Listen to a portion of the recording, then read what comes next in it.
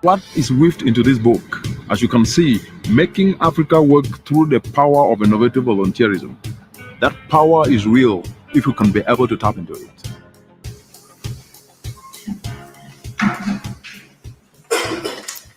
Your Excellency, the Ambassador of Colombia to Kenya, Elizabeth Ja, Your Excellency, the Ambassador of Costa Rica to Kenya, Marta Juarez, the Director of the Institute of Public Policy and Governance, Strathmore University, faculty members, distinguished youthful Africans, everybody present here today, I would say the African continent, all protocol observed, I think we'll say so, to be able to ensure that we don't miss anyone who is present here today.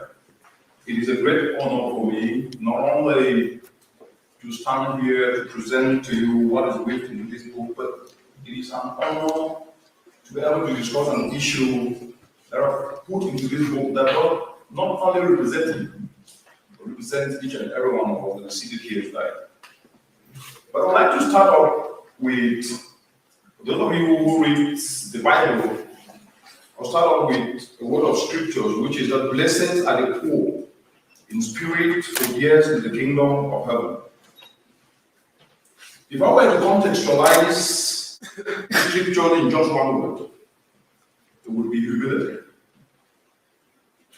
Humility of the mind, humility of the heart. And just as the famous Swahili saying right here in Kenya and across the entire Eastern African region, humility is not servitude, it is not punishment. Humility is not slavery. Humility is something that is different. It is the willingness to learn more each day and at every given opportunity. It is the readiness to accept instruction.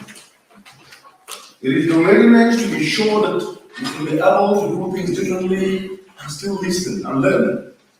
The discipline to ward off all distractions and focus with a laser sharp precision on the pursuit of progress. This is real humility. This is the key to success. This is what we need to realize truly in the Africa we want that enshrined in Agenda 2063. Distinguished colleagues, ladies and gentlemen, this is what we need to realize to be able to ensure that we can drive transformational change across the entire African continent. An Africa that can truly become the shining city on the hill. Instilling this humility in all of us today is what we need to realize and discussion of exactly what is in this book. So I encourage each and every one of you who is seated here today to use this book as a tool, because the enormity of the challenges that Africa presents should humble us. Those challenges, though they are enormous, should humble us.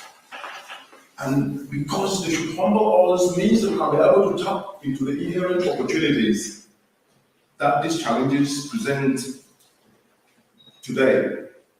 Your Excellencies, distinguished ladies and gentlemen, as I elaborated in the first two chapters of this book, the circumstances of my birth and early growth were not glamorous. I was born in the northwestern part of Cameroon 39 years ago. And I grew up in a humble background by many accounts, walking long hours to school without shoes, bearing the brunt of crop failure, seeing my mother not harvest because of the changing climate, studying under the trees, sometimes with my friends. These were some of the challenges that I faced growing up.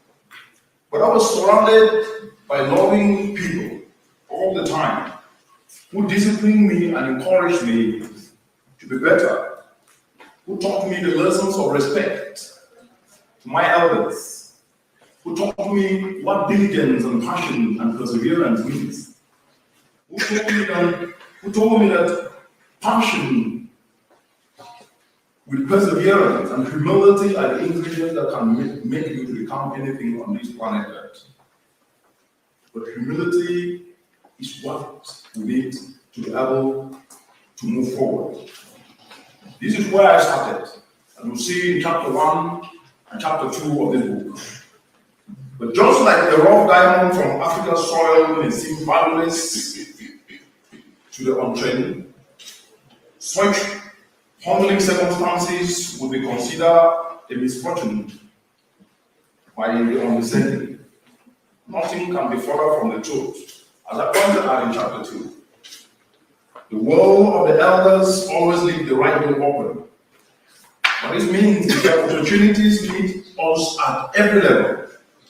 But what distinguishes those who seek them to achieve success and those who don't is dedication to true humanity. What makes the difference is not how tall you are, or how short you are, or how fat you are, or how small you are, or how where you come from a rich family or not. What makes the difference is dedication to true humility. It has been proven by many historical and world-renowned figures, the likes of Andrew Carnegie, who rose from the family of destitute to become a steel magnate, one of the world's wealthiest industrialists of his time, amassing over 200 billion in today's equivalent, which is 3 times more than the richest person on the planet today. To this day, his name as the global philanthropist lives on. The likes of Bridget Mason, who was born into slavery but rose to become one of America's first female real estate tycoon, or Narada Modi, who been born into one of the disadvantaged areas in India, was doomed to mediocrity from birth, but shattered a glass ceiling by becoming prime minister. And the list goes on. Respectable colleagues, your excellencies, these are people just like us. But what made them to become what they are is a common thread, and this thread is, regardless of the challenging background that they came from with guaranteed prospects, the readiness to take instruction, the readiness to learn continuously, the readiness to seize opportunities, were the ingredients that actually made them to become what they are. And this is what we must be able to instill in ourselves today. This is what has defined success throughout history. And this is what will define success for the African continent today. Distinguished colleagues, ladies and gentlemen, the message is very simple in this book. The simplicity of this message is that the circumstances of each and every one but doesn't define where he or she should end. The circumstances of your birth, regardless of how unfortunate, do not define your destiny. What does then is how you respond to them. What matters, what counts is the willingness to learn. What counts is your readiness to be able to accept instruction. Your discipline to focus with laser-sharp precision towards seizing these opportunities or tapping these opportunities that come your way. I further elaborated these at the end of chapter 2, where I documented how I seized upon an opportunity to work without pay in an NGO in the northwestern part of Cameroon, where I was born. But working without pay at the time, my friends were laughing at me. How can you work without pay? But I can tell you that it was these lessons that I learned by volunteering my time that actually helped me to be able to write an acceptable application, which ended up helping me win a scholarship to study in one of the most prestigious universities in the world, University of Nottingham in England. And later on, went to Harvard University. This built on my technical skills. This gave me the experience that was needed that opened the door for a scholarship to further my studies. Something that moved a step of the ladder of success. In a similar vein, Africa's humbling challenges represent a blessing in disguise, a diamond in the rough. But all that matters is how we seize these opportunities that are inherent in these challenges. Your Excellencies, distinguished colleagues, ladies and gentlemen, the fact that every challenge represents an opportunity was appreciated by our ancestors, who left us with a befitting proof of that every adversity carries with it a seed of equal or greater benefit. Every adversity carries with it a seed of equal or greater benefit. Let us therefore be inspired more than ever before to seek the opportunities for our own professional growth, to see the opportunity to build enterprises across every corner of the African continent today, to make history by making Africa actually truly leave no one behind and create the Africa one as enshrined in the African Agenda 2063. Distinguished colleagues, ladies and gentlemen, let us turn the challenges into opportunities. Let the challenge of the youth world not scare us because it is providing an opportunity, but we just have to tap into this youthful creativity, these opportunities that they present, the excitement, their passion, because they represent the embodiment of Africa's demographic dividend. Let us turn climate change from being a problem into an opportunity. Let climate change instead become an opportunity to elevate Africa to sustainable industrialization. Knowing fully well that a single president does not jingle, let us respond in kind by building the requisite partnership to complement, strengthen, and seize these great opportunities. This is my message throughout the entire work. This is my message to you throughout this entire work, titled Making Africa Work Through the Power of Innovative Volunteerism. As you see in this book, in chapter 5, chapter 4, transitioning to chapter 5, even in extreme drought, the lion was not supposed to eat grass because that's against his nature. As I transition in chapter 4 towards the trust of the book in chapter 5, and beyond, I use this book to elaborate the resilient mindset we should all have as a people of the entire planet to be able to seize the opportunities that are inherent in the challenges that Africa presents. I mentioned outstanding Africans who have demonstrated this resilience that we should all emulate. In chapter 5 of this book, distinguished colleagues, ladies and gentlemen, I elaborated how Africa's core challenges are opportunities. As a typical example, I pointed out that African economies are up to 2,000% less productive than competitors in developed regions. This is further exhibited by the fact that manufacturing has stagnated at an average of just 10% of the gross domestic product since the 1970s. Coupled to this is climate change, which is already reversing the gains that the continent have made, reversing and reshaping the contours of the entire African continent. While this is indeed humbling, the inherent economic prospects in reversing this dismal scenario are much more inspiring. Consider the cocoa value chain, for instance. Here, Africa holds a significant global competitive advantage. As the largest producer of cocoa beans in the entire globe, it has a level advantage having a significant chunk of its people, up to 70% of the working population engaged in agriculture. With such critical factors in Africa's favor, what the region gets in return from impressive is far from impressive, but it does inspire opportunities. For example, chocolate, arguably the most lucrative derivative of cocoa, and the global economy over $100 billion every year. Of these amount, Africa gets a dismal 2%, losing out on 98% worth of income, worth of jobs, and enterprise opportunity each year. To say the least, this is an economic and business fallacy. It is actually one of the biggest economic and business fallacy. And I'm speaking confidently behind the podium of one of Africa's premier business schools in the entire continent.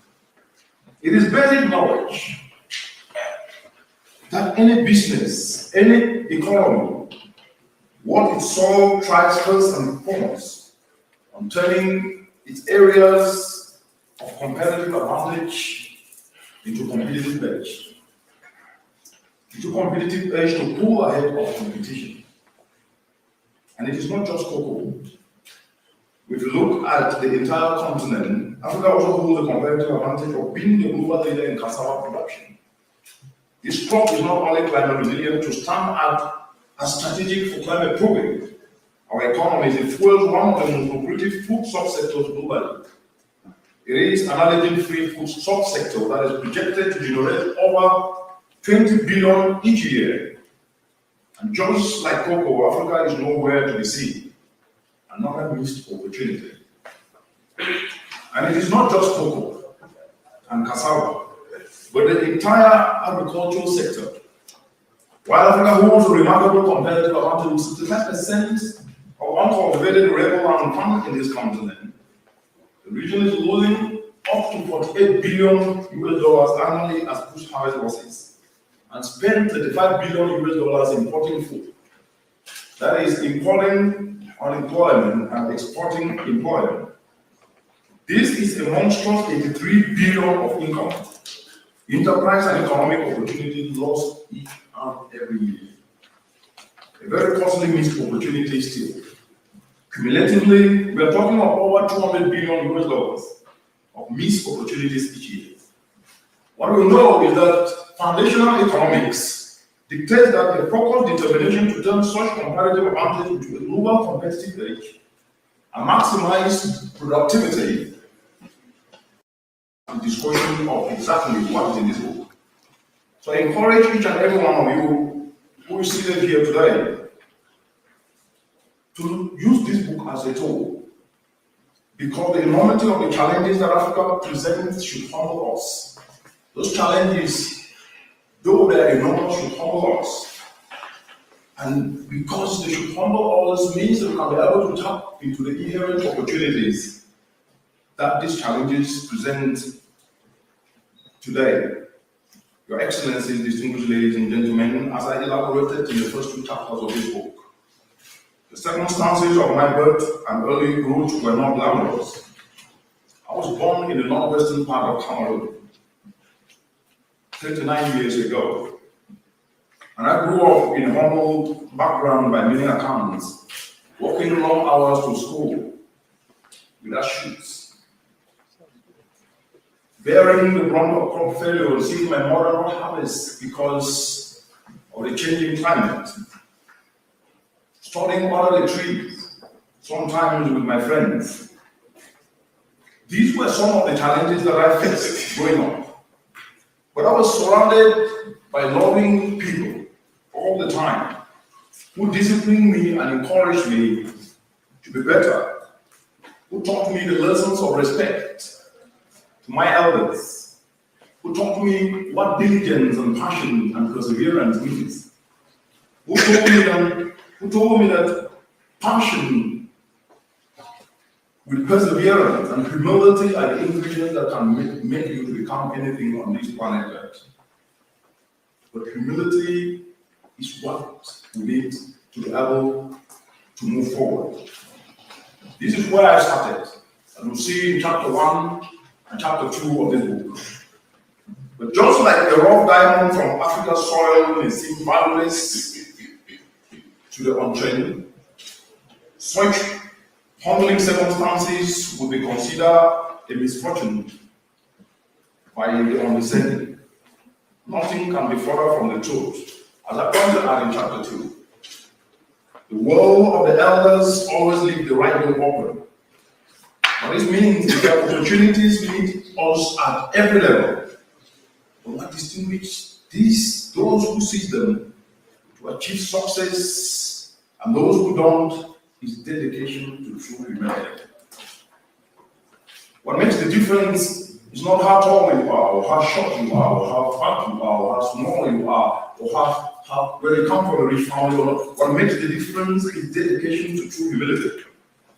It has been proven by many historians and world-renowned figures, the likes of Andrew Carnegie, who rose from the family of destitute to become a steel magnate, one of the world's wealthiest industrialists of his time, amassing over 200 billion in today's equivalent, which is 3 times more than the richest person on the planet today. To this day, his name as the global philanthropist lives on. The likes of Frigid Mason, who was born into slavery but rose to become one of America's first female real estate tycoon, or Narada Modi, who being born into one of the disadvantaged areas in India, was doomed to mediocrity from birth, but shattered the glass ceiling by becoming prime minister. And the list goes on. Respectable colleagues, your excellencies, these are people just like us. But what made them to become what they are is a common thread, and this thread is, regardless of the challenging background that they came from regarding prospects, the readiness to take instruction, the readiness to learn continuously, the readiness to seize opportunities, were the ingredients that actually made them to become what they are. And this is what we must be able to instill in ourselves today. This is what has defined success throughout history. And this is what will define success for the African continent today. Distinguished colleagues, ladies and gentlemen, the message is very simple in this book. The simplicity of this message is that the circumstances of each and every one's birth doesn't define where he or she should end. The circumstances of your birth, regardless of how unfortunate, do not define your destiny. What does then is how you respond to them. What matters, what counts is the willingness to learn. What counts is your readiness to be able to accept instruction. Your discipline to focus with laser-sharp precision towards seizing these opportunities or tapping these opportunities that come your way. I further elaborated these at the end of chapter 2, where I documented how I seized upon an opportunity to work without pay in an NGO in the northwestern part of Cameroon, where I was born. But working without pay at the time, my friends were laughing at me. How can you work without pay? But I can tell you that it was these lessons that I learned by volunteering my time that actually helped me to be able to write an acceptable application, which ended up helping me win a scholarship to study in one of the most prestigious universities in the world, University of Nottingham in England. And later on, I went to Harvard University. This built on my technical skills. This gave me the experience that was needed that opened the door of a scholarship to further my studies. Something that moved a step of the ladder of success. In a similar vein, Africa's formerly challenges represent a blessing in disguise, a diamond in the rough. But all that matters is how we seize these opportunities that are inherent in these challenges. Your Excellencies, distinguished colleagues, ladies and gentlemen, the fact that every challenge presents an opportunity was appreciated by our ancestors, who left us with a befitting proverb that every adversity carries with it a seed of equal or greater benefit. Every adversity carries with it a seed of equal or greater benefit. Let us therefore be inspired more than ever before to seize the opportunities for our own professional growth, to seize the opportunity to build enterprises across every corner of the African continent today, to make history by making Africa actually truly leave no one behind and create the African one that enshrined in the African Agenda 2063. Distinguished colleagues, ladies and gentlemen, let us turn the challenges into opportunities. Let the challenge of a youth boy not scare us because it is providing an opportunity, but it just hard to tap into this youthful creativity, these opportunities that they present, the excitement, their passion, because they represent the embodiment of Africa's demographic dividend. Let us turn climate change from being a problem into an opportunity. Let climate change instead become an opportunity to elevate Africa to sustainable industrialization. Knowing fully well that a single bracelet does not jingle, let us respond in kind by building the requisite partnerships to complement, strengthen, and seize these great opportunities. This is my message throughout the entire work.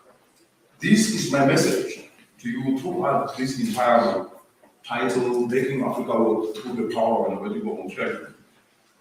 And you see this book in chapter 5, chapter 4, transitioning to chapter 5, Even in extreme drought, the lion does not succumb to eat grass because that's against his nature. As I transition in chapter 4 towards the thrust of the book in chapter 5, and beyond, I use this proverb to elaborate the resilient mindset we should all have as a people of the entire planet to be able to seize the opportunities that are inherent in the challenges that Africa presents. I mentioned outstanding Africans who have demonstrated this resilience that we should all emulate. In chapter 5 of this book, distinguished colleagues, ladies and gentlemen, I elaborated how Africa's core challenges and opportunities. As a typical example, I pointed out that African economies are up to 2,000% less productive than competitors in developed regions. This is further exhibited by the fact that manufacturing has stagnated at an average of just 10% of the gross domestic product since the 1970s. Coupled to this is climate change, which is already reversing the gains that the continent have made, reversing and reshaping the contours of the entire African continent. While this is indeed humbling, the inherent economic prospects in reversing this dismal scenario are much more inspiring. Consider the cocoa value chain, for instance. Here, Africa holds a significant global competitive advantage as the largest producer of cocoa beans in the entire globe. It has a level advantage having a significant chunk of its people, up to 70% of the working population engaged in agriculture. With such critical factors in Africa's favor, what the region gets in return from impressive is far from impressive. But it does inspire opportunities. For example, chocolate is arguably the most lucrative derivative of cocoa. And the global economy over $100 billion every year. Of these amount, Africa gets a dismal 2%, losing out on 98% worth of income, worth of jobs, and enterprise opportunity each year. To say the least, this is an economic and business fallacy. It is actually one of the biggest economic and business fallacy. And I'm speaking confidently behind the podium of one of Africa's premier business schools in the entire continent. It is basic knowledge that any business, any economy, what it so tries first and foremost on turning its areas of competitive advantage into competitive edge. Into competitive edge to pull ahead of competition. And it is not just cocoa. If you look at the entire continent, Africa also holds a competitive advantage of being the global leader in cassava production. This crop is not only climate resilient to stand out as strategic for climate proofing our economies, it fuels one of the most lucrative food subsectors globally. It is an allergen-free food subsector that is projected to generate over 20 billion each year. And just like cocoa, Africa is nowhere to be seen. Another missed opportunity. And it is not just cocoa and cassava, but the entire agricultural sector. While Africa holds a remarkable competitive advantage, 65% of uncultivated arable land found in this continent, the region is losing up to $48 billion annually as post-harvest losses, and spend $35 billion importing food. That is importing unemployment and exporting employment. This is a monstrous 83 billion of income, enterprise and economic opportunity lost each and every year. A very costly missed opportunity still. Cumulatively, we are talking of over $200 billion of missed opportunities each year. What we know is that foundational economics dictates that a focused determination to turn such comparative advantage into a global competitive edge and maximize productivity of agriculture will catapult Africa's rise. Making this sector Africa's engine of development is what I elaborated in chapter 5. These missed market opportunities can squarely be attributed to our manufacturing stagnating since the 1970s. But amidst these adverse scenarios lies our opportunity for success on both these fronts, which is focusing on these catalytic sectors. These sectors are what can be able to be utilized to drive transformational change. And as I elaborated in chapter 5, studies project that such a strategic trust could create $1 trillion worth agro-industrial economy in less than 2 years from today, and create up to 17 million jobs, especially for the youth, because as we're speaking today, most of the youth are buried under the Mediterranean Sea. That is not where they belong. They belong right back here in the continent, because there's looking for alternatives, for greener pastures. And as a result of looking for greener pastures, they find themselves elsewhere.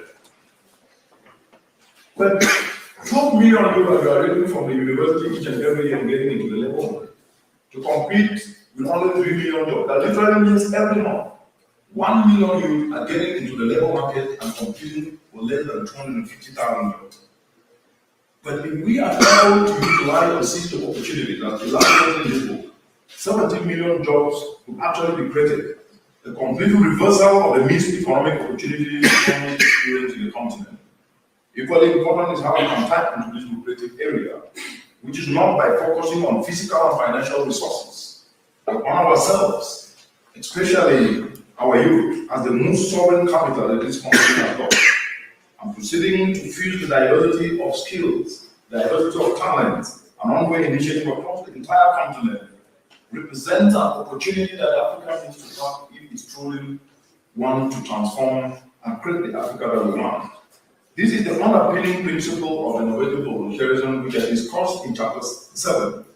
At the very core, this calls for clean energy development, an area in which Africa holds a competitive advantage to purposefully direct to power agricultural and add value to what it produces, to power enterprises along the entire global chain towards sustainably industrializing the continent, ensuring we build climate resilience, ensuring we reach people from the bottom of the pyramid and close the manufacturing gap that the continent is currently experiencing today.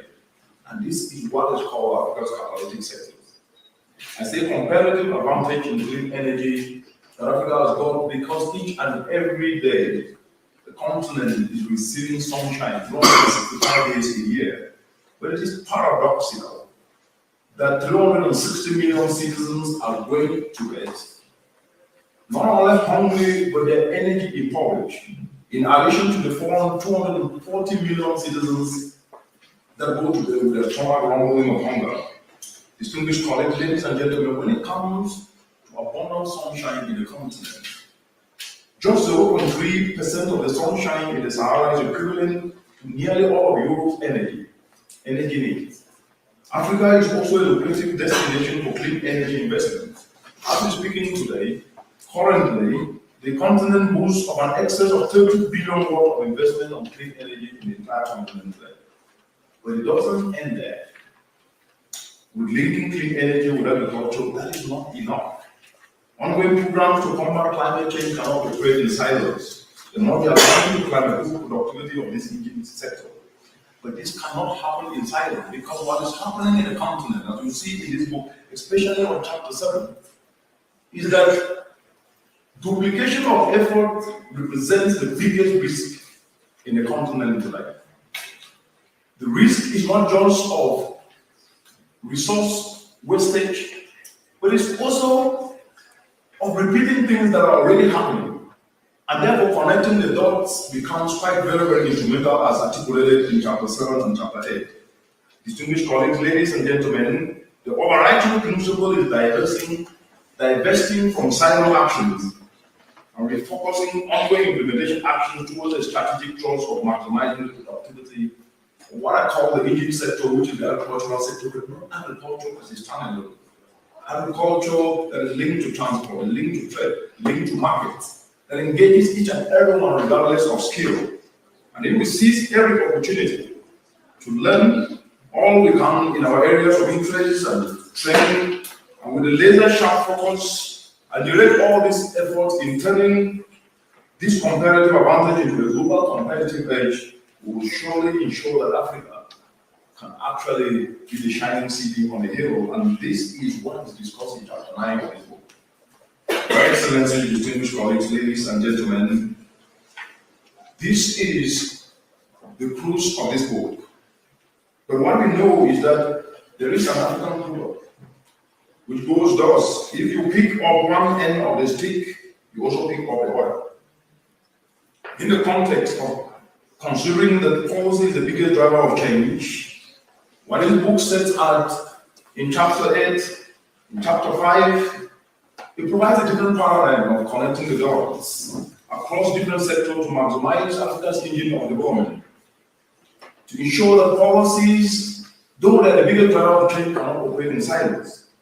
And funding and enabling policy environment is what is discussed in chapter 6. We are pointed at that Africa is truly lucky to have multilateral agreements.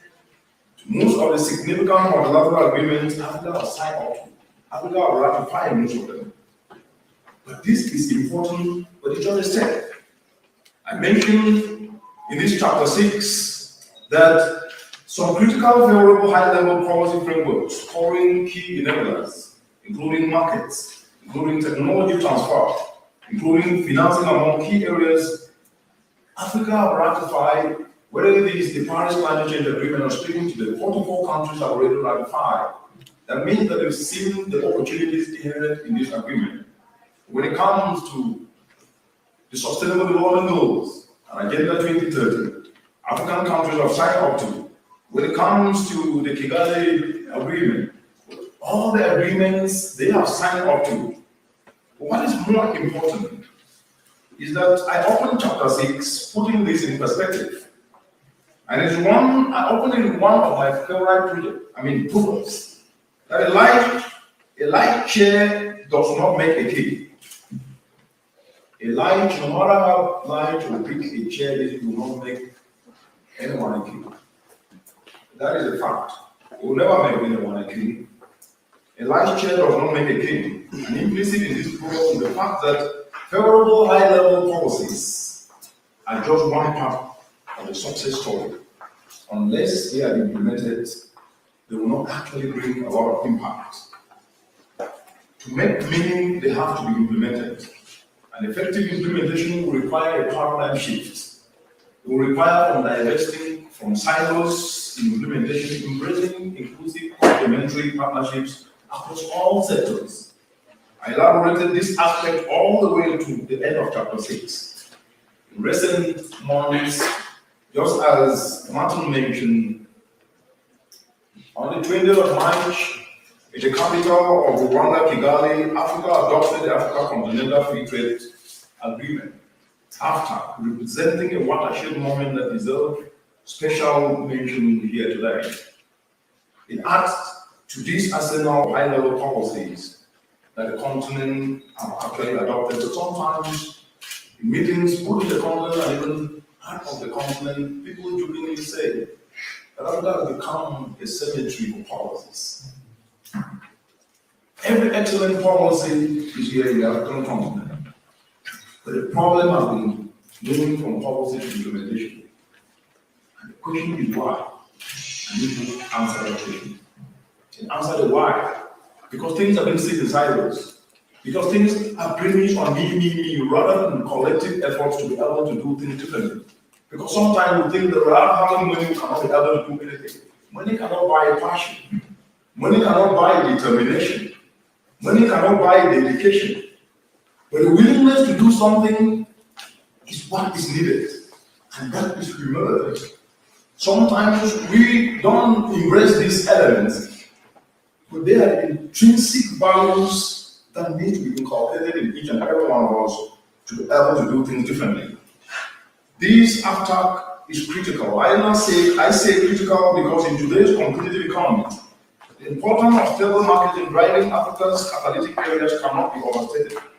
And I'm using African proverb to drive this point home hilariously by noting that if the cockroach wants to roll over the chicken, then he must hire the fox as a bodyguard.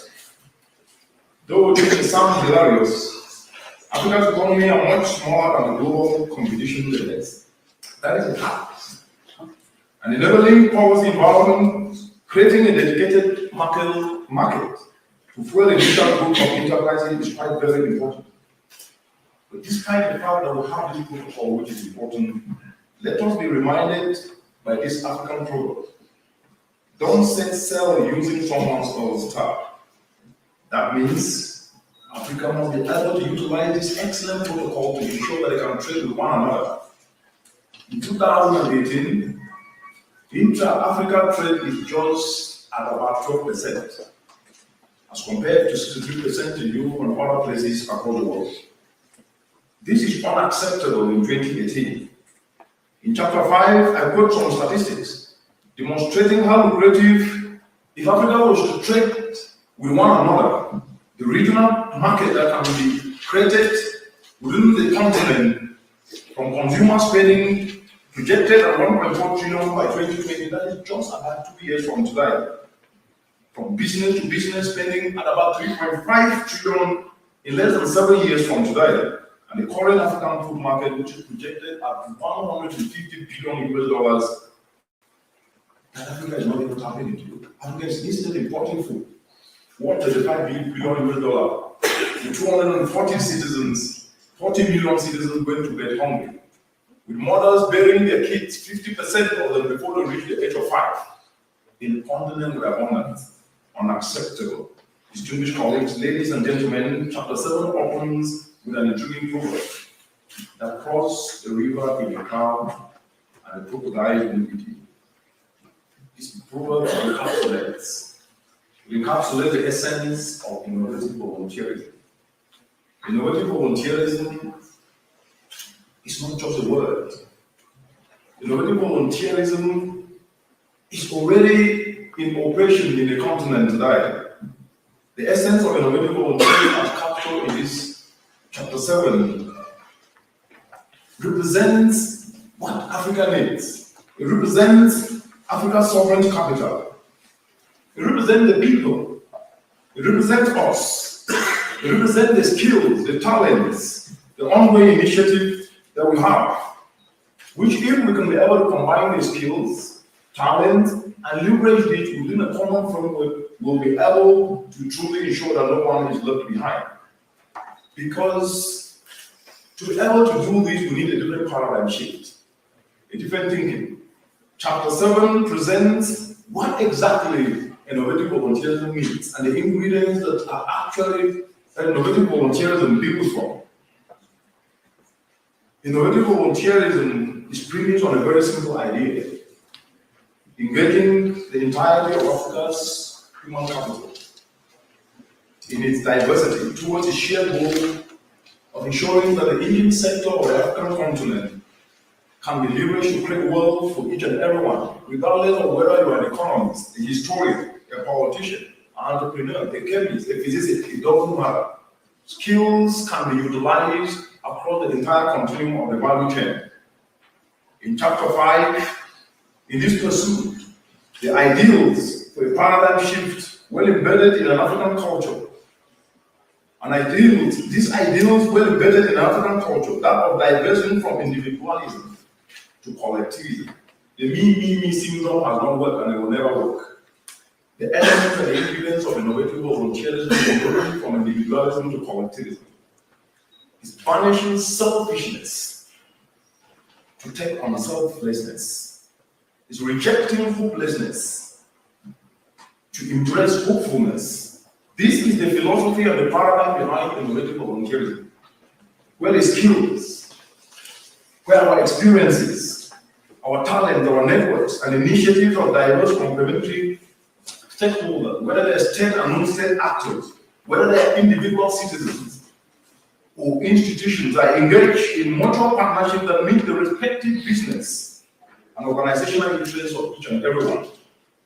Distinguished colleagues, ladies and gentlemen, as Nelson Mandela would say, we must use time wisely and forever realize that the time is always right to do the right thing.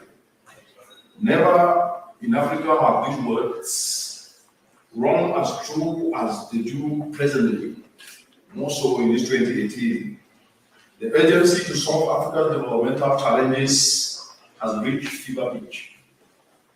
As articulated in the book, What we need to understand is that intrinsically, and simply put, the world is the accumulation of capital.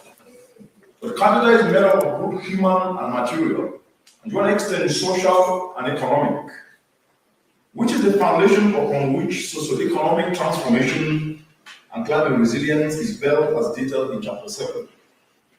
But human skills, their creativity, their talent, their energy, their passion, their dedication constitutes the most sovereign, critical, and significant component of world globally. While with human capital, one can generate material, but with material cannot generate any human capital. Let me repeat that again. With human capital, one can generate material. A big damper to Africa's progress, as articulated in Chapter 7, has been a big damper to Africa's progress has been the lopsided prioritization of material or human capital. And that is a big issue in the African continent tonight. Where sometimes we embrace material rather than embracing the people to nurture their skills, to build their capacity. But material will not take us anywhere. But by building capacity, strength, and skills and talents, we can be able to achieve that material. This is the reason why in 2010, the Africa Rising cliche, I call it a cliche for a reason. Others call it a narrative. Well, let me use the word narrative. The Africa Rising narrative was a non-starter. The Africa Rising book was fueled by commodities. It was never fueled by tapping into the skills or building the skills of citizens in the continent. The Africa Rising was fueled by rapidly appreciating global commodity prices never sell far. Once this ran into the turbulence and headwinds of commodity volatility, with prices of leading commodities of oil, of minerals, plummeting over 40% in a single month, Africa's journey to economic freedom was doomed. Now Africa is limping and nobody is talking about it. Africa is actually limping as we're speaking today because those commodities, the minerals, you cannot compare them with human capital. It's premised on a very simple idea.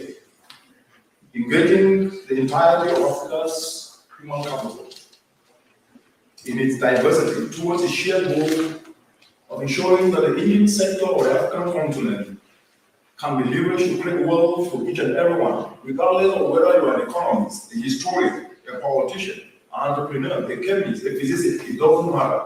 Skills can be utilized across the entire continuum of the value chain.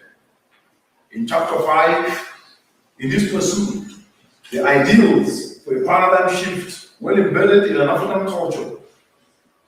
These ideals well embedded in African culture, that of diverging from individualism to collectivism. The me syndrome has not worked and it will never work. The elements and the ingredients of innovative volunteerism converting from individualism to collectivism is banishing selfishness to take on selflessness. It's rejecting hopelessness to embrace hopefulness. This is the philosophy and the paradigm behind innovative volunteerism, where the skills, where our experiences, our talents, our networks, and initiatives of diverse complementary stakeholders, whether they're state and non-state actors, whether they're individual citizens or institutions, are engaged in mutual partnerships that meet the respective business and organizational interests of each and everyone.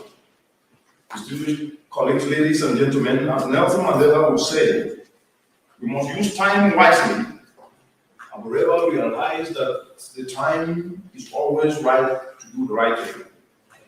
Never in Africa have these words rung as true as they do presently, more so in this 2018.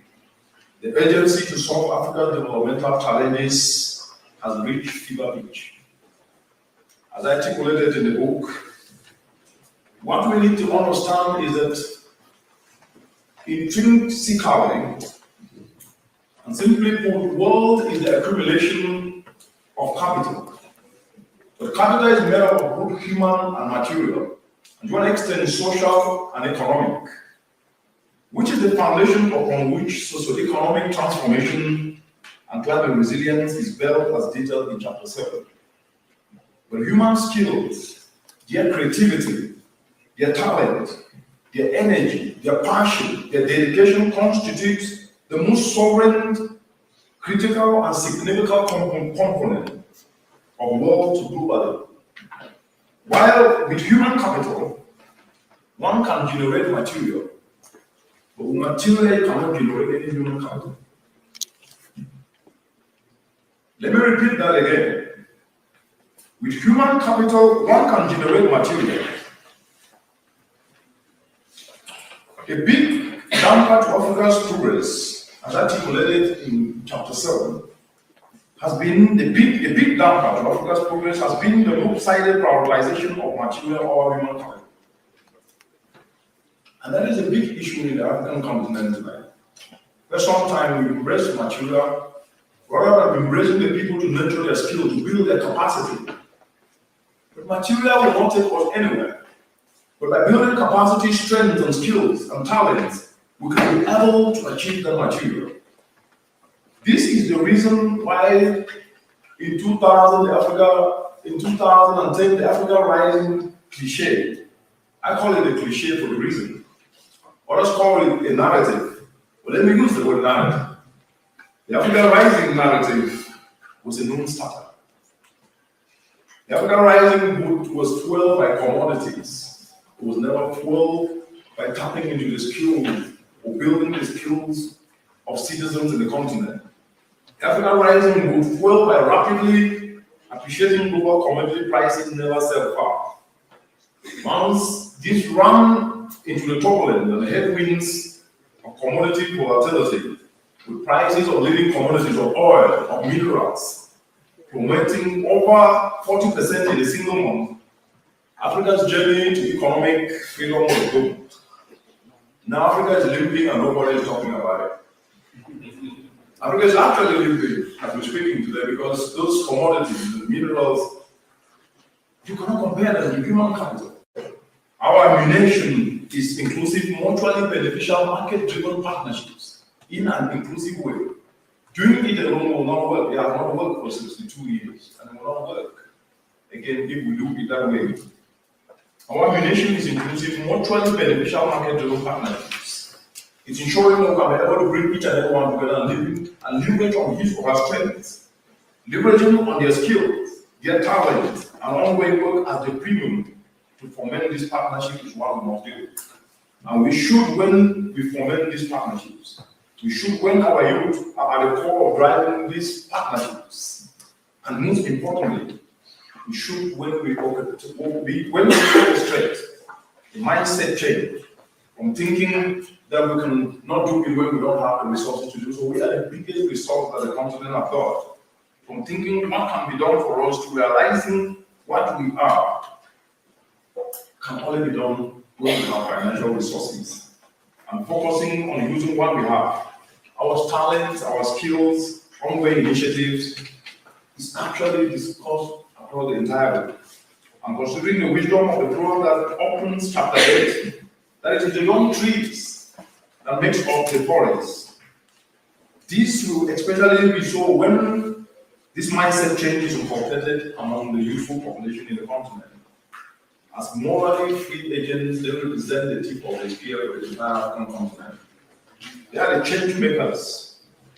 They are the socio-economic change makers. The bulk of the responsibility for such mindset change is purely upon each and every one of us.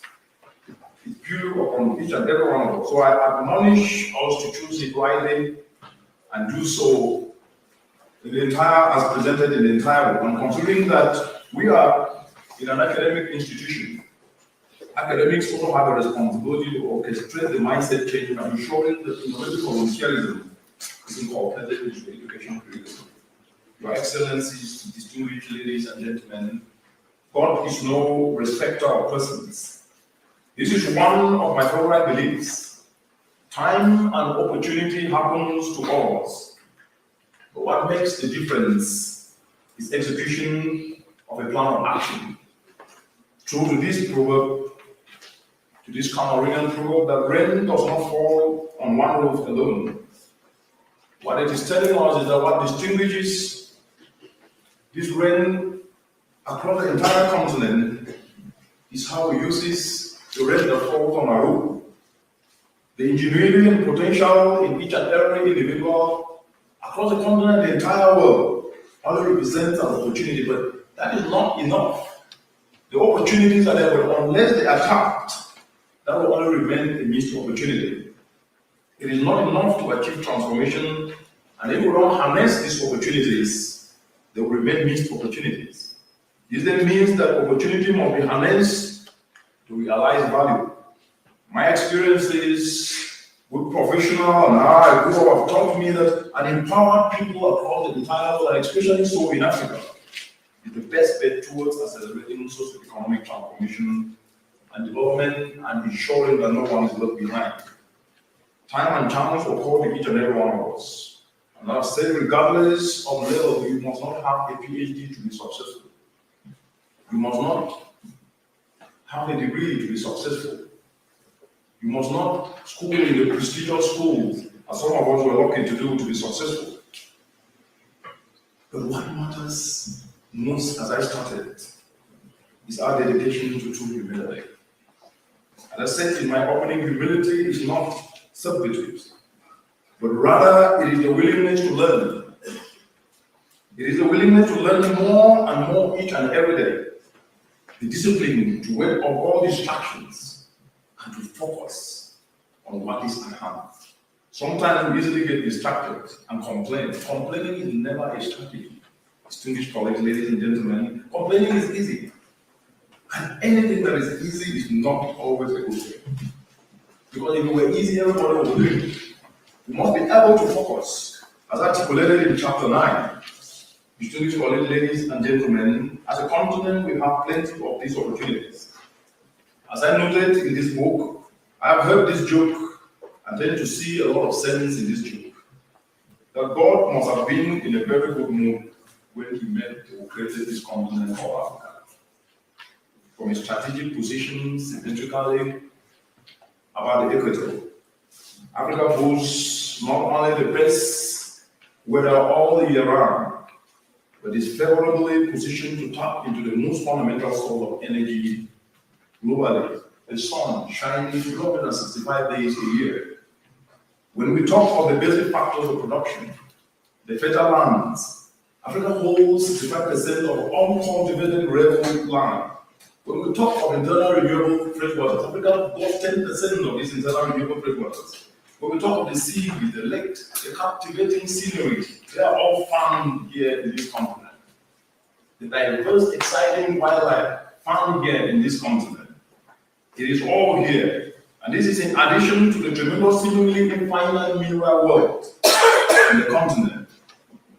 It is our responsibility to erase the shade as a set that is a paradox of desperate lack amidst plentiful opportunities that have now become synonymous to the name Africa. Innovative volunteerism, as articulated in this book, with practical examples happening across the entire continent, is the formula. And let us apply it together. As scriptures underscore, iron sharpens iron. Innovative volunteerism, as articulated in this book, bestow upon each and every one of us an opportunity. It bestow upon each and every one of us a duty to use what we have in our areas of enterprise as premium for targeted alliance building. For targeted alliance building to ensure that we can be able to create wealth for ourselves and those yet to be born. Distinguished colleagues, ladies and gentlemen, by crawling a child rose to stand. Yes, we have witnessed the effectiveness of innovative volunteerism as articulated in chapter 7, and the glaring opportunity to tap into, as shared in chapter 5 and chapter 6. We should then, as a continent, and even the entire global community, act with determination, because then we have the tool. We can then learn from the past experiences and, of course, refine how we can move forward, as articulated in this book. So what I'm asking of each and everyone in this room and those across the entire globe, let us not be spectators. So don't be a spectator. Each and every one of us is called to lead. Each and every one of us seated here and across the entire world have been called to leadership on behalf of the continent called Africa, on behalf of our own selves, of yourself, and those yet to be born, on behalf of the planet that is not only today suffering the brunt of climate change, but is seeing its citizens buried under the Mediterranean Sea. You are not going to act in isolation, but leveraging on team spirit, the power of togetherness. Your effort is magnified to mean much more than you can imagine. This means not only expanding your skills, but you can be able to tap and use your skills in a way that you address the broader problem you are capable for yourself. Not only expanding that skill, but building enterprises across the broader continuum and lifting millions from the bottom of the pyramid. And with the benefit of hindsight, knowing fully well that our founding fathers fought for self-determined rule, that was just the beginning. They passed the baton to us. Let us not repeat any mistake that was made. We are living in a global community. We can never operate as an island. The problems are so interwoven and intertwined in such a way that one problem solved from one part of the globe, if it is not also solved in another, will orchestrate and cascade up to cause the same problem back. And therefore, unity and togetherness become finally important. Let us therefore move forward and ensure that this new formula called innovative volunteerism can be applied. Let us apply it together, regardless of discipline, regardless of profession, regardless of our skills, our talents, our tribe, our race, our color, our creed, our nationality, our social gathering, because the success of Africa as a cradle of humanity is in our best interest, is in your best interest, because Africa's calamity is global calamity. And Africa's solutions contribute to global solutions. So let's get to work actioning innovative volunteerism as articulated across the entire. Your Excellencies, distinguished ladies and gentlemen, sugarcane is sweetest at its joys. This African proverb tells us that while reaching the joint is not the easiest thing for the sugarcane eater to do, the sweetness of this sugarcane is one of the best. Whoever eats it to be able to take action. In a similar vein, innovative volunteerism, forging partnerships to be able to drive transformational change will not be easy. Because if it were easy, everybody would be doing it. But the success that will follow at the end is worth every sweat. Let us therefore go forward, knowing and understanding that it will not be easy, but let us be reminded that even the biggest crop that flew the largest one was ahead.